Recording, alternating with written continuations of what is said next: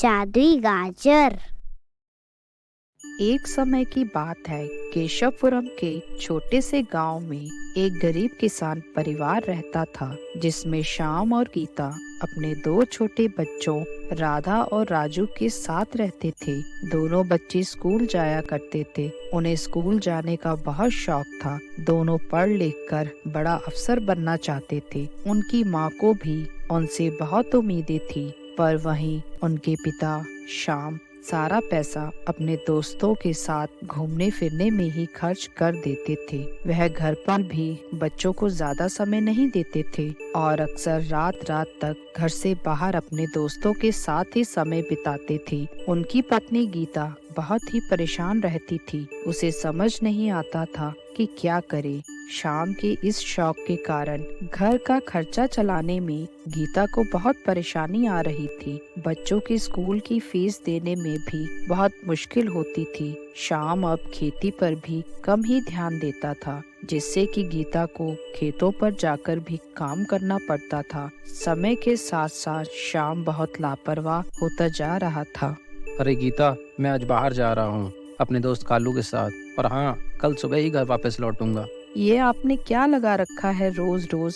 आप दोस्तों के साथ ही बाहर रहते हैं। थोड़ा घर पर भी ध्यान दीजिए, थोड़ा बच्चों पर भी ध्यान दीजिए। बच्चों की स्कूल की फीस अभी तक नहीं भरी, उसका कुछ इंतजाम कीजिए। बहुत ज्यादा बोलने लगी है आजकल। क्या करना है क्या नहीं करना है ये तो मुझे मत सिखाओ। और तुम माँ हो बच्चों की, सारा दिन घर में करती क्या हो? इनके जिम्मेदारी तुम पे है। कब किसको क्या चाहिए ये तुम देखो। ना कहकर वह घर से निकल जाता है। गीता बोलती ही रह जाती है कि बच्चों की स्कूल की फीस दे दो, पर वह अनसुना करके घर से निकल जाता है। और इस बार तो उनकी फसल भी अच्छी नहीं हुई, क्योंकि वह लोग खेती पर ध्यान ही नहीं दे पाए। दूसरी तरफ बाकी किसानों की अच्छी फसल हुई थी। अब तो घर में बहुत तंगी हो गई, पर शाम नहीं सुधरा। वह अपने दोस्तों के साथ अक्सर बाहर ही रहता और बच्चों की भी परवाह न करता। अब यह गीता की बर्दाश्त से बाहर हो रहा था। अब पैसों को लेकर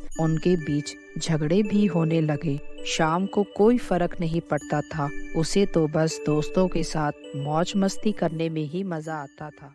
गीता ने सब कोशिशें करके देख ली, पर शाम को कोई फर्क नहीं पड़ता था। वह परिवार की अनदेखी करके ज्यादा वक्त बाहर ही बिताता था। माँ, हमें स्कूल में टीचर रोज डांटती है और क्लास के बाहर खड़ा कर देती है। कहती हैं सब बच्चों की फीस आ गई, पर हमारी फीस नहीं आई। माँ, तुम हमारी फीस कब जमा कराओगी?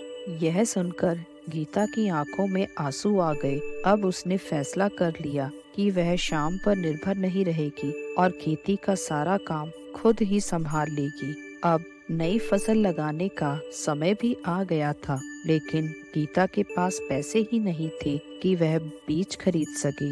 गीता अपने घर से निकलती है कि कहीं से कुछ बीजों का इंतजाम हो जाए। रास्ते में चलते हुए उसे ठोकर लगती है और वह नीचे की तरफ एक गाजर के खेत में गिर जाती है। तभी उसकी नजर एक गाजर पर पड़ती है। वह गाजर सबसे अलग होती है। उस गाजर में एक अलग ही चमक थी।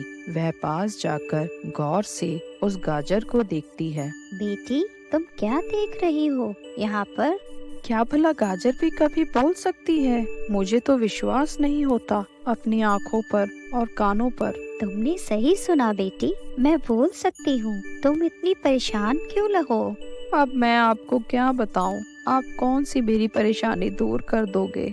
ऐसा नहीं है, मैं एक जादुई गाजर हूँ और मैं तुम्हारी हर इच्छा पूरी कर सकती हूँ। तो बताओ, तुम्हें क्या परेशानी है?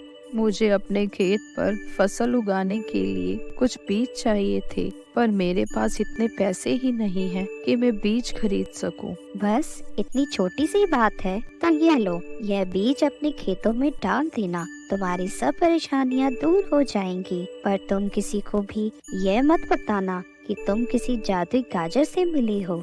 और इस तरह गीता वह बीज लेकर अपने घर वापस आ गई और अगले ही दिन गीता ने जादुई गाजर के अनुसार वह सभी बीज अपने खेत में बो दिए और कुछ ही दिनों में उसके खेतों में बहुत सारी गाजर उग आई। सभी गाजर सामान्य गाजर से अच्छी और बड़ी थी। हे ईश्वर, तुम्हारा बहुत बहुत धन्यवाद। इतनी गाजरों से तो मेरा सब घर का खर्चा अच्छे से निकल जाएगा।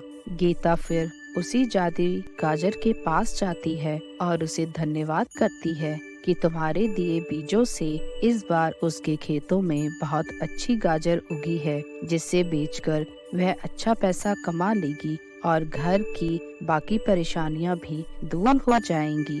अरे गीता, कल मैं गाजरों को बाजार में जाकर बेच आऊंगा। काफी अच्छी फसल हुई है। नहीं, तुम कुछ नहीं बेचोगे। तुमने एक दिन भी खेतों पर जाकर नहीं देखा कि मैंने कितनी मेहनत की वहाँ गर्मी में, और अब जब अच्छी गाजर की फसल हो गई है तो तुम बेचकर आओगे और अपने दोस्तों में पार्टी कर दोगे। इसीलिए इस बार फसल मैं ही बेचूंगी और बच्चों की स्कूल फीस भी इकट्ठा जमा कर दूंगी साल भर की। तुम होती कौन हो मुझे रोकने वाली? खेत मेरे हैं, खेत का मालिक मैं हूँ।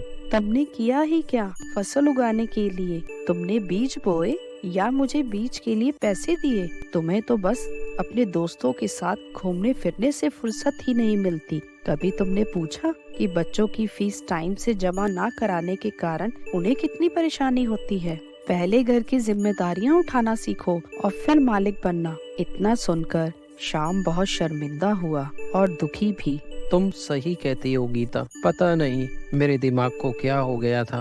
मुझे माफ कर दो। आज के बाद मैं कहीं कोई पार्टी करने नहीं जाऊंगा। अब मैं सारा समय तुम लोगों के साथ में रहूंगा और रोज खेतों पर भी काम करके सीधा घर आऊंगा।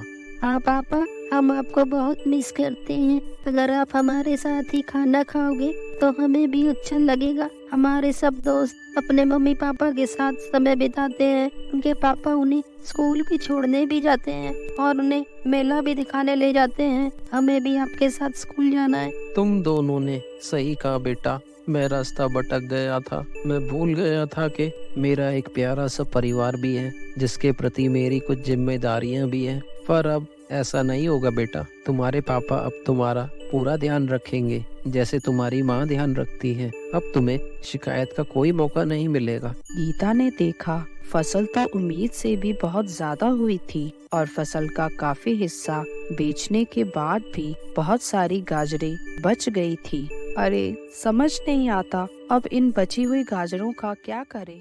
गीता, तुम अचार तो बहुत अच्छा बनाती हो। क्यों ना तुम इन बची हुई गाजरों से अचार बना लो? आप भी अजीब बात करते हैं। भला हमसे अचार कोई क्यों खरीदेगा? वो भी गांव में सबके घर अचार से भरे रहते हैं। गाँव में ना सही, शहर में तो लोग खरीद कर ही खाते हैं। मैं शहर जाकर बेच आऊंगा। यह बात गीता को भी खूब जची और उसने ऐसा ही किया। उसने सारी बची हुई गाजरों का अचार बना दिया और वही अचार शाम ने शहर में जाकर बेचना शुरू कर दिया। धीरे धीरे उनके अचार की शहर में मांग भी बढ़ने लगी। अब गीता ने गाजर उगाने के साथ साथ अचार का व्यवसाय भी शुरू कर दिया था। कई बड़ी कंपनियां उनका अचार लेकर बड़े बड़े शहरों में बेचती थी। अब वह सब एक सुखी परिवार की तरह रहने लगे और यह सब जादुई गाजर की वजह से हुआ था। ऐसे ही और मजेदार वीडियोस देखने के लिए लाइक, शेयर और सब्सक्राइब करें।